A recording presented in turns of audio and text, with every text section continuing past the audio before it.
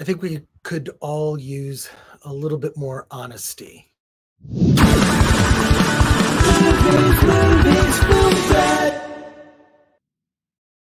Hey, welcome to the Film Threat Podcast. I am Chris Gore, and I am happy to talk to you today. And I'm happy to introduce you to independent films that you should be seeing, indie filmmakers you should be paying attention to. And on that note, I need to let you know about our event, our annual event with Film Threat. We do an event called Award This, and it's specifically about giving recognition to truly independent films, small indie movies that don't get any awards love during award season. These are not movies you would necessarily see at the Oscars or necessarily even at the Spirit Awards, but they are indie films that I know you all love because they're on video on demand and can be seen. And I want you to come to our event, Award This. In a world where every award show is a fucking Zoom call, comes Award This. From your pals at Film Threat comes a celebration of true independent films. Join us on April 10th at a socially distanced drive-in. In fact, I'll be there as your announcer, wearing a hazmat suit and inside a giant Bacta tank. And prepare for a virtual award show unlike any other ever in the history of mankind. Or awards kind. Award This 2021. It's happening, whether you like it or not. Drive-in live event on Saturday, April 10th. Virtual award show on Sunday, April 18th. Get tickets now at awardthis.com. I hope to see you there. I'll be there at the drive-in, and I'll also be part of the virtual live event, which is going to be a lot of fun. But let's talk about a future Award This nominee. Fingers crossed. Leslie Thomas is here to talk about her film Honesty Weekend, which we have a funny story about this movie. It was the last film I saw at a film festival before the lockdown, and it was back in, was that March of 20? Wow. March of 2020. It was at the Laemmle, where it was playing as part of the Pasadena. It was the Pasadena International Film Festival. Honesty Weekend was there. Leslie, you got to see your film in front of a live audience there. And then the AP actually interviewed you because you were one of the filmmakers that, you know, and they started doing things like social distancing. So if you sat with your party, you could see a movie in a theater. You just had to, you know, have seats between you, which was fine. I mean, the theater was still packed. But it was about, I think they had it at about 50% capacity or whatnot. What was, before we talk about the film, what was that experience like seeing your film under those conditions? It was crazy. I mean, it was the first time that you started seeing people in masks. It hadn't officially shut down yet, but that literally the next day, Los Angeles County shut down all movie theaters. So it was pretty much the last live film festival screening for a very long time. But I don't know that if you sit people every other seat for a comedy, if like the vibe is quite so great. But the audience enjoyed it. We made it happen. We were scrappy. Well, no, first of all, I was there. It was it wasn't enjoyable. It's always fun to see it with that kind of electricity in the air of, you know, members of the cast are there, the filmmakers are there. There's a festival audience. You really don't. And what I love about seeing movies at a festival too, you don't really know much about the movie. I mean this in a good way, because I knew the title and I knew the basic premise, but it's not ruined by seeing the trailer 100 times, you know, where you basically know everything about a film before you pay to see it. So it's always refreshing to see a movie at a film festival where my expectations can be, you know, subverted. So, and also this is a fun film. It's definitely a romantic comedy with a twist. It's the real simple premise is, you know, a therapist is talking to a couple and suggests, which I think is a good thing for any couple to try, be completely honest. And they really don't want to do it because this is a weekend where they're spending a weekend out of town with friends. This is a recipe potentially for a disaster in the sense that you're being fully honest in front of friends. Is this based on any real life experience, or did a therapist suggest this to you? I want to know where this came from.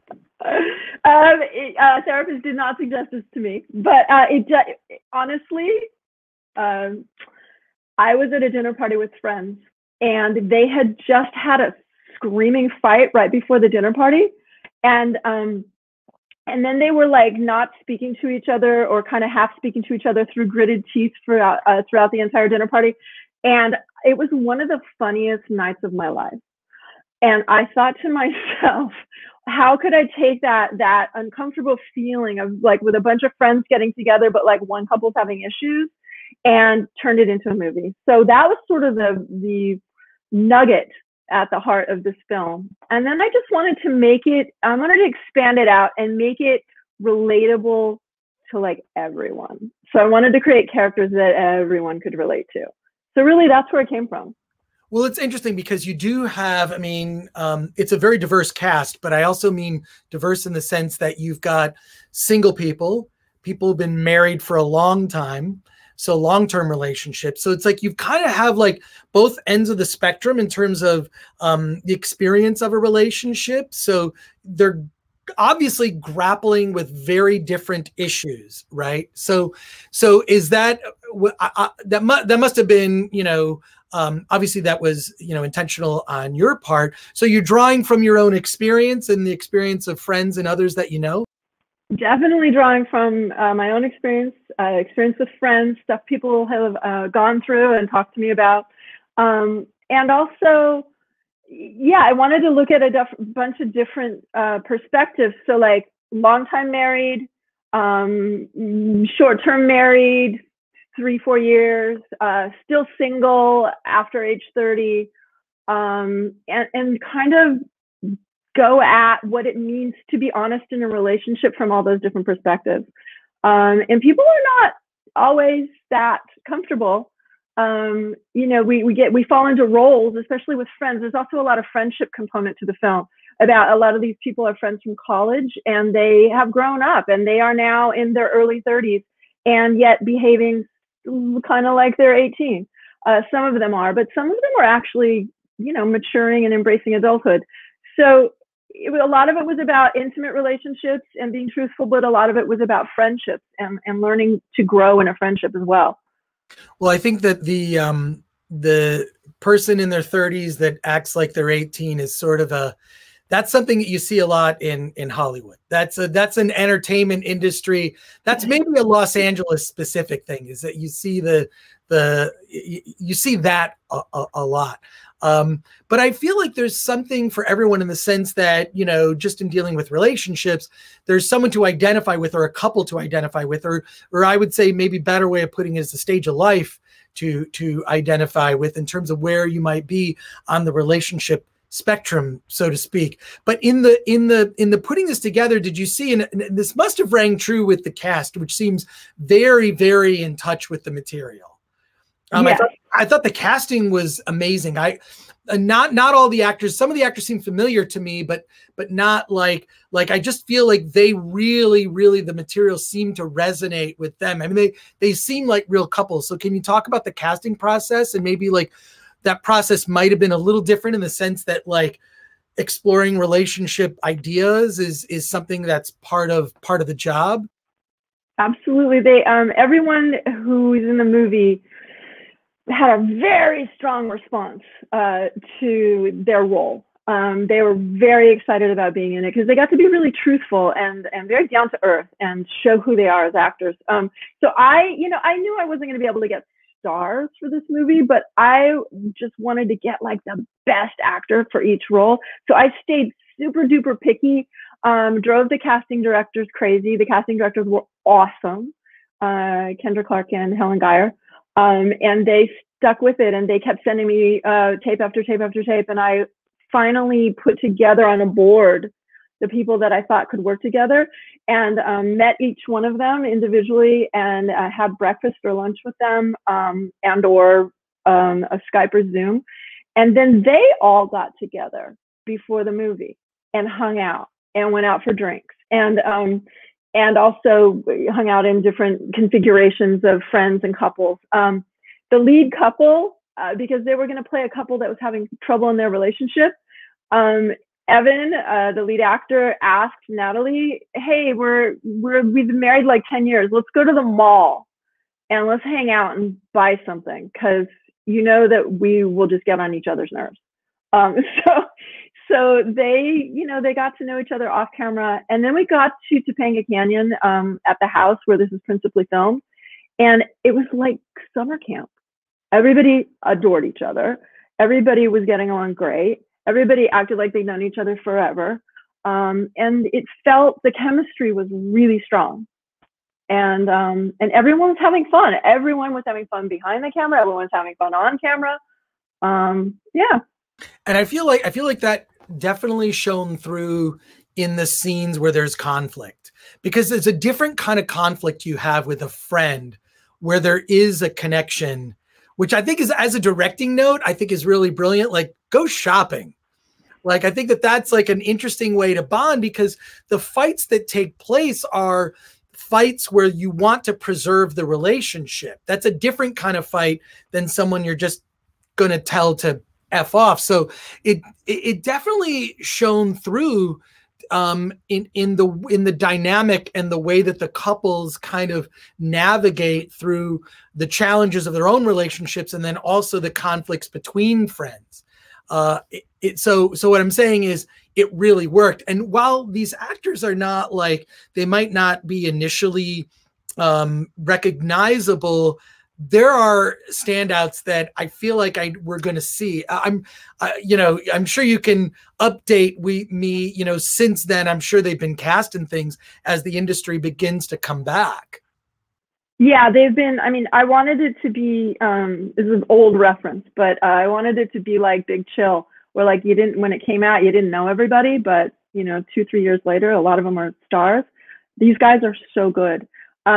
Sabina, who plays the bad girl, is in LA's Finest, and for 2 seasons, and has it's like number 5 on Netflix or something. Evan has been in a bunch of stuff. I actually don't know what. Adam Bartley, who plays Harry, has been in a ton of stuff. He's always posting, "I'm in this, I'm in that." He was in the movie Kajillionaire. What else? Natalie Ceballos, the lead, has been in a series called United We Fall on ABC. I can't remember what else. So what you're saying is you have really good taste. I have really good taste. Oh, that's good. It's important. And what's so funny is, I get that reference. I know Big Chill. That was a seminal movie for its time. And correct me if I'm wrong. Who was the dead body? The person in the Kevin Costner. It was Kevin Costner. That's right. Kevin Costner was in the casket, and then you never actually saw his face. That's exactly. It's such a crazy. I always remember that story from The Big Chill. But yes, I love that film. It's not necessarily similar to yours, but similar in the sense that you really get to know these people throughout the course of an event that affects all their lives.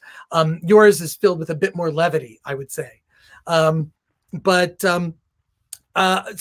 I'm curious how people have reacted. You're fortunate.